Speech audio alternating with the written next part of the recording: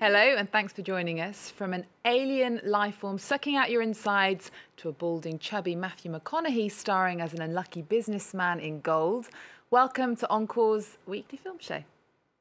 We're looking at the first proof of life beyond Earth. That's beautiful. Look how fast it's growing. We got a gold mine.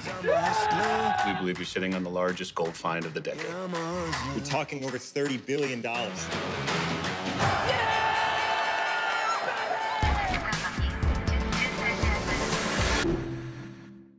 And I'm joined in the studio by our very favourite Lisa Nesselson. Hello, Lisa. Hello, Eve. How are you doing? Well, we're starting with a film that stopped me sleeping for quite a few nights, I have to say. It's called Life. It stars Jake Gyllenhaal and Ryan Reynolds. Did it disturb your sleep because now it's not actually science fiction that we may have to leave this planet? You know, I thought that because it was about aliens, I'd take this guy, and I thought he was old enough to go, but it turns out that aliens can suffer from post-traumatic stress because of what happens. Okay. You know, I heard a space travel expert on French radio recently say that it's silly that in so many science fiction stories, aliens come to Earth, come to this planet to steal our water or our minerals, because presumably there are lots of other closer places in the known universe to go shopping for minerals. But science fiction movies are full of freelance aliens who end up in human company without actually having sought it out, and Life is one of those.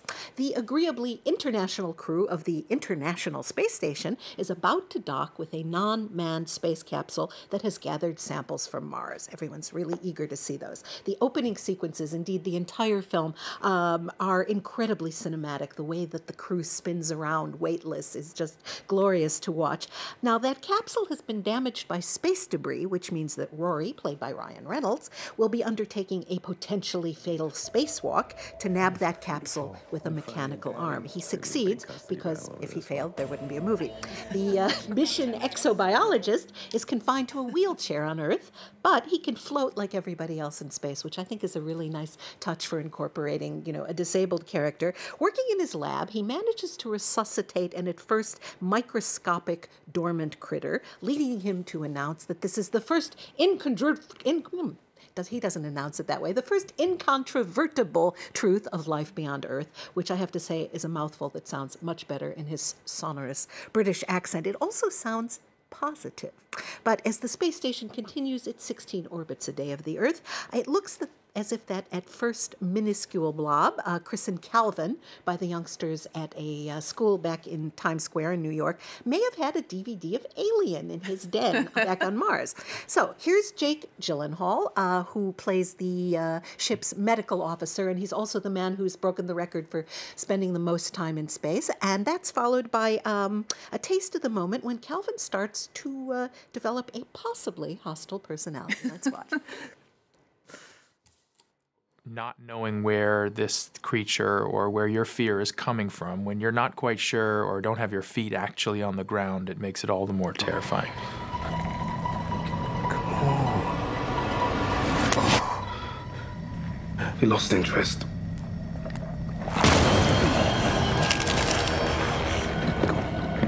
Hold my hand.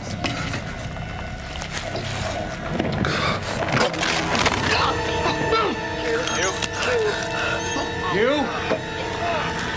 Hey, you! It only gets worse from there. And I spent quite a lot of time trying to work out how he should have removed his hand from that alien. It's a sci-fi horror that is undoubtedly a copy of Ridley Scott's Alien. Well, I wouldn't call it a copy. We have much better photocopy machines now than we did 38, 39 years ago. Alien, of course, set the bar very, very, very high for this kind of story, possibly, you know, beyond this solar system. But this is very nicely crafted, edge-of-your-seat stuff. But it does boil down to how many crew members are going to encounter Calvin and what's going to become of them when they do. The special effects are excellent. Really excellent. It seems like a real environment. You feel like you're there with them in this semi-claustrophobic place. And unlike a lot of movies nowadays, it doesn't have that video game feel to it. It really feels real. And there are only human decisions, which I found refreshing. There are no impartial talking computers or tireless droids or Vulcans giving people advice. And the women on board are really smart and really, really brave. Let's just say that alien is tenacious and determined to survive and not predisposed to being eliminated anytime soon. You must be 16 to see it in the U.S., only 12 here in France, and he's over 30. I thought he could handle it, but I guess not. He's a young alien. Okay, next to Matthew McConaughey's latest film, which is called Gold. It's a film about a 1990s financial scandal, and it's inspired by a true story. That's the key word, inspired, which is apparently different than being a true story or even based on a true story. I didn't know the first thing about the real story, and I think that is the ideal way to approach this film-going experience, which I enjoyed. Matthew McConaughey's Kenny Wells, looking kind of disheveled, at first is telling a story to a guy in a suit with a tape recorder, probably a journalist, right? His recollections start in Reno, Nevada in 1981, as he describes how he's the son of a man whose father started a mining company, and the Washoe Mining Company has offices full of people prospecting for valuable ore and minerals. Now, we've seen Kenny, who still has a decent hairline, give his loving girlfriend a valuable watch, and we see Kenny's dad put him in charge of a big prospecting project. Kenny's dad dies shortly thereafter. Flash forward 7 years to 1988. The company's stock is trading at just 4 cents a share. Kenny's lost his house, drinks a lot, is pretty much down to his last dollar, and is losing his hair, and is trying to interest local investors in backing him for some prospecting. He gets semi-politely laughed out of their office because he has nothing. Then he has a dream, a literal, eyes closed, in-bed dream about a spot in Indonesia. He pawns the last of his valuables to fly to Jakarta to meet with one Mike Acosta, a down-on-his-luck geologist who once located a huge copper mine. They form a partnership, 50-50, just on a napkin. Things don't pan out, so to speak. The local workers walk off the job. Kenny comes down with malaria, which should have killed him, but it doesn't. And weeks later, when he recovers, Mike is there to tell him he's found gold. They're going to be insanely rich. Now, this is the twisty story about a hardworking, unsophisticated guy, finds a gold mine, loses a gold mine, gets it back, and then, well, like I said, the less you know going in, the better, although I did just give you a lot of background. That said, when most of us hope to land a job, we might send in a resume, get dressed up, go on an interview. Here is the rather novel interview that Kenny undergoes with a very influential Indonesian. Let's take a look. You have those. Open it.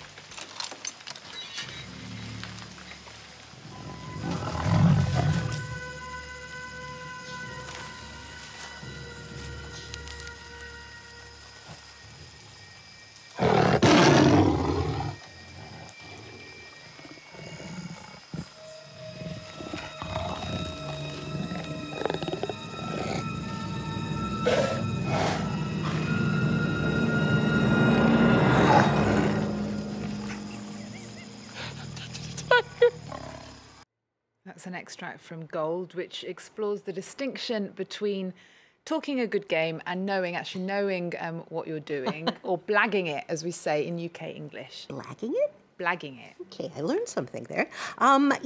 This movie isn't nearly as exciting as it should be. But the underlying themes are very intriguing, and it does all sort of pay off in the end. This was one of those scripts that had been floating around on the Hollywood list of the best unproduced scripts of all time, and Matthew McConaughey stepped in and got it made. He is great fun to watch as a potbelly. It's inspired by his dad. His dad was a character like that. I read in an interview. Well, then the inspiration, informed the performance. I didn't know that.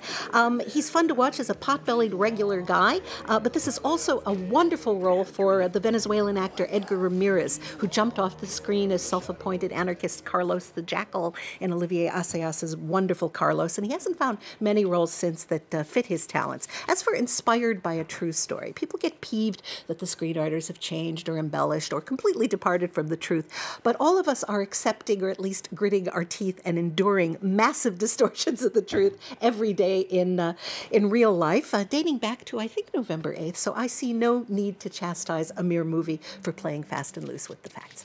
Okay, moving on now to a TV series festival that's going on in Paris. You've been to, have you seen Well, Series Mania is ongoing, and this event usually teases you with just 1 or 2, possibly 3 episodes of a multi-episode series. I enjoyed the first 2 installments of Big Little Lies, which I think you're a fan of, set in the competitive parents universe in California. I really liked the pilot for I'm Dying Up Here, set in the Los Angeles stand-up comedy community in the early 1970s.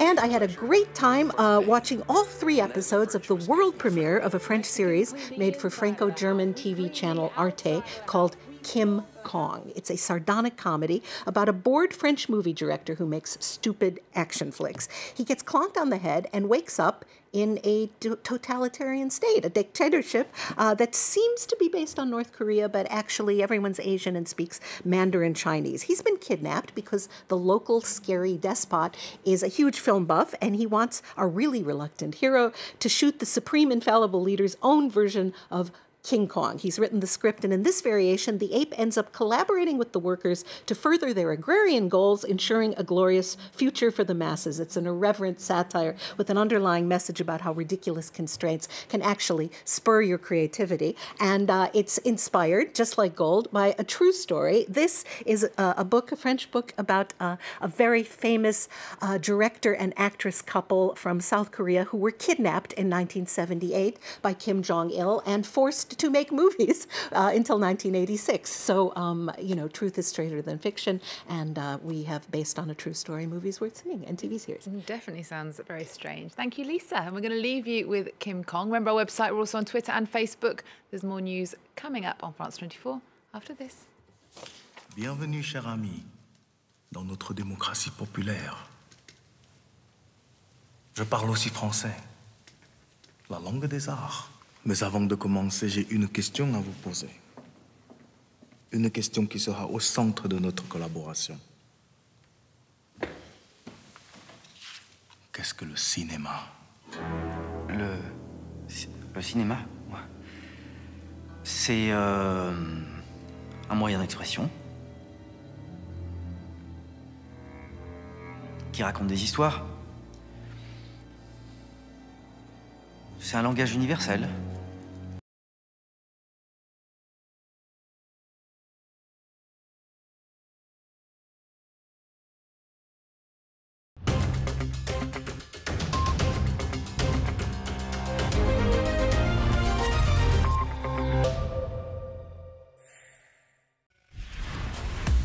Who are you planning to vote for on April 23rd? You don't know.